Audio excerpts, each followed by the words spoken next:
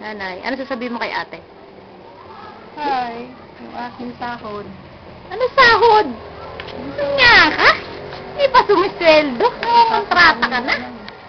Ha? Bigyan akong pang Jollibee. Pang Jollibee daw. Hindi na masarap yung Jollibee. KFC na lang. KFC? Ano? Kahit na ano, basta ano kami. Maka-eb. Teka, antay mo si... Asan na ba si Kiko? Walang tao dito. Yan, si nanay. Sa umaga, high blood.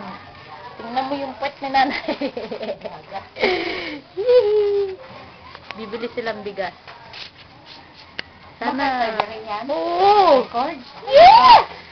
Parang kay ate rin. Siyempre.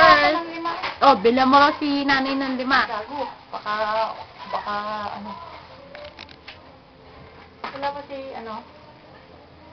Kulukoy. Hindi nakapasa si Dengdeng eh. Okay lang. Lang. Better luck Ganon. next time. Better luck next time. Ang Naku, kailangan popost ko to yan. sa YouTube.